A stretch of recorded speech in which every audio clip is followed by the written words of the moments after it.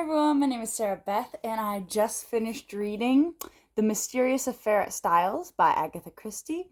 This is the first Hercule Poirot novel that she wrote back in 1920 and is about 200 pages long. It's a pretty short read, and this isn't actually my first Agatha Christie novel. Forgive me, I'm probably butchering his name, Hercule Poirot.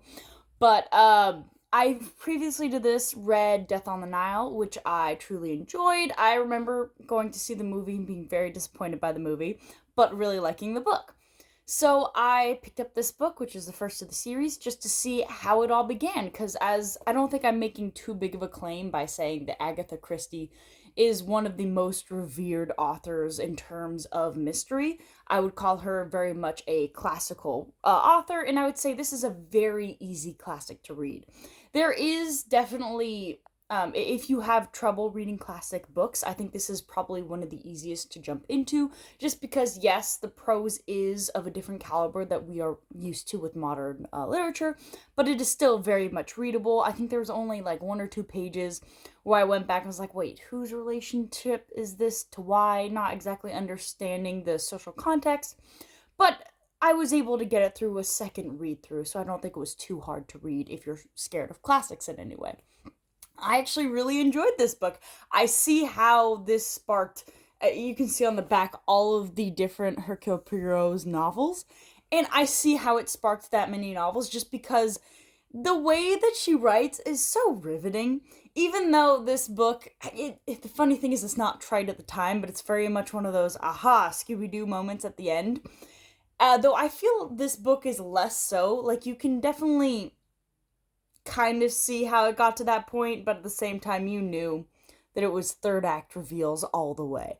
It was just turn after turn after turn, but it's fun to read. I had a great time enjoying this. The whole premise of this novel is essentially there's this woman, Mrs. Inglethorpe. She has stepsons that would inherit her property after she passed on, but she married a younger man, about 20 years her junior, and so one evening she is found deceased, and Poirot is on the case.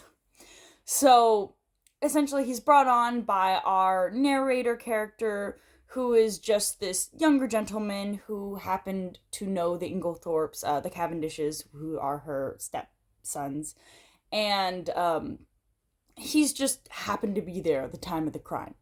So he's very much a third party, an outsider who's also bringing in Poirot. So he's kind of describing everything to us on this kind of standpoint. Though I do believe that there's maybe one too many terms for my liking. I thought that it was so enjoyable. I loved reading this book. And I loved, trying to find out, who had the motivations to kill this woman? Because I didn't really see that a lot of people had motivations other than one. Like, yes, the sons had motivation to kill her, but they didn't seem likely. But nobody was sad that their stepmother died. Nobody at all, including her husband, widower. And it was very interesting to see who would have killed this woman out of the people we see. There's a lot of people that had the means, but not the motive, and a lot of people had the motive, but not necessarily the means. And then I really enjoyed that there was a bunch of drawings. Let's see if I can find one in the short span of time.